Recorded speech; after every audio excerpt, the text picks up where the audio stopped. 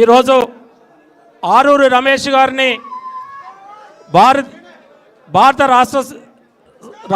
రాష్ట్ర సమితిలోకి ఆహ్వానిస్తూ మరి మన వర్కింగ్ ప్రెసిడెంట్ కేటీఆర్ నాయకత్వంలో వారికి ఆరూరి రమేష్ పెద్ద ఎత్తున చప్పట్లతో స్వాగతం.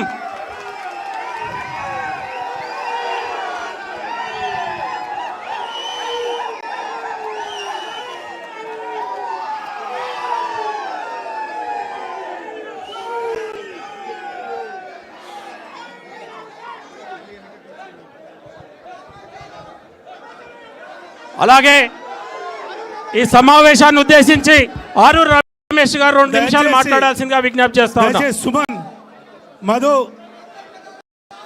సీను దయచేసి కొంచెం ప్లీజ్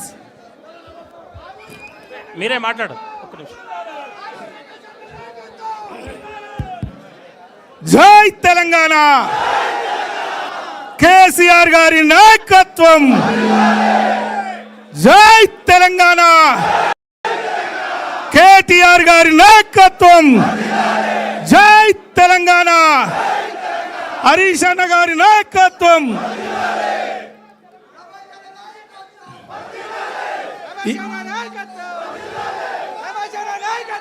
ఈరోజు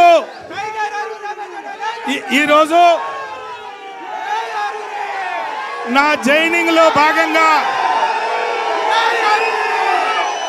వర్ధన్నపేట నియోజకవర్గంలోని లేదా ఇతర మండలాల నుండి పెద్ద ఎత్తున తరలి వచ్చిన పార్టీ శ్రేణులకు, ఉద్యమకారులకు, వివిధ పార్టీల నుండి నాతో పాటు ఈరోజు బీఆర్ఎస్ పార్టీలో చేరుతున్న ప్రతి ఒక్కరికి, మా మహిళా ప్రతినిధులకు, గౌరవ ఎంపీపీలకు, గౌరవ జడ్పీటీసీలకు, గౌరవ కార్పొరేటర్లకు, గౌరవ మాజీ కార్పొరేటర్లకు, ప్రతి ఒక్కరికి ఈరోజు నాతో పాటు జాయిన్ అవుతున్న మీ అందరికీ ముందుగా శిరస్సు వంచి నమస్కరిస్తున్నా.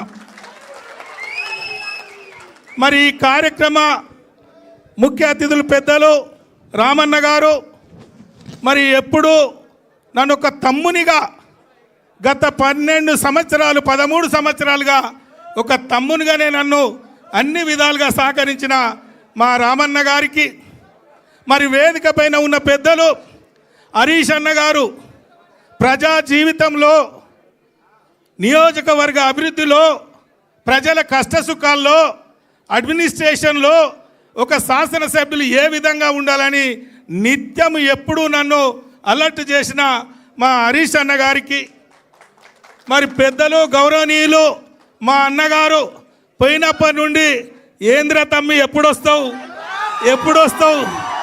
అని మరి నన్ను ఈ ఇంటికి తీసుకొచ్చిన మా దయన్న గారికి, గౌరవ మంత్రివర్యులు సత్యవతక్క గారికి, గౌరవ పెద్దలు మరి పల్లా రాజేశ్వరన్న ఎక్కడ కలిసినా ఎట్టి పరిస్థితులను రిటర్న్ రావాల్సిందే అని నాకు స్వాగతం పలికిన మా రాజేశ్వరన్న గారికి, గౌరవ పెద్దలు ఎమ్మెల్సీ గారు, మరి వారు ఎమ్మెల్సీగా నేను ఏ పని అడిగినా ఎప్పుడైనా మా ప్రజాప్రతినిధులకు మరి వారి నిధులు కానీ అన్ని విధాలుగా సహకరించిన మా సీనన్న గారికి, మా జిల్లా అధ్యక్షురాలు జ్యోతక్క గారికి, లలితక్క గారికి, వెంకన్న గారికి, బాలమల్లన్న గారికి, ఇంకా చాలామంది వేదిక పైన ఉన్న పెద్దలకు అందరికీ కూడా నేను పేరు పేరున శిరస్సు వంచి నమస్కరిస్తూ, మా పత్రికా మిత్రులకు కూడా నేను పేరు పేరున నా యొక్క నమస్కారం. చాలామంది పత్రికల మిత్రులకు లేదా ఇతరత్ర నాయకులకు కొన్ని అనుమానాలుండే. మరి రమేష్ అన్న ఒక బీఆర్ఎస్ పార్టీలో ఒక కుటుంబ సభ్యునిగా మరి ఉండేవాడు, ఎందుకు పార్టీ మారాడు మరి అందరికీ కొంత ప్రశ్నకరంగానే ఉండే. దయచేసి ఈరోజు మాట్లాడాల్సిన అవసరం ఉంది. మీ అందరినీ చూస్తుంటే, మరి ఈ పెద్దల్ని చూస్తుంటే నాకు ఒక ఫీలింగ్ వస్తుంది. చిన్నప్పుడు ఎవడన్నా పిల్లగాడు ఇంటి నుంచి తప్పిపోతే గాయి తిరిగి ఇంటికి వస్తే ఎంత సంబరం ఉంటుందో తెలుసా?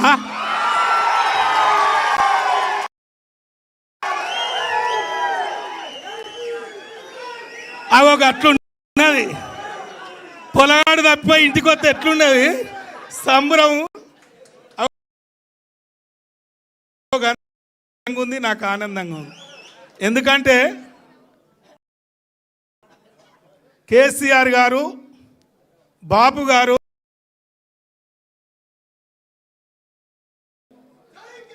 నియోజకవర్గ విషయంలో ఎప్పుడు పోయినా నా కాగితం పోగానే శాంక్షన్ మంచిగా చేసుకో బిడ్డ అని చెప్పాడు. మరి ఎందుకు పోవాల్సి వచ్చిందో మా వాళ్ళకైతే బాగా తెలుసు, వేదిక పైన ఉన్న వాళ్ళకి బాగా తెలుసు. మా అన్న స్పష్టంగా చెప్పిండు. వరంగల్ జిల్లాలో అనేక మంది మీద బురద చల్లి రాజకీయంగా ఎదగకుండా చేసిన మహానుభావుడు కడియం శ్రీహరి గారు.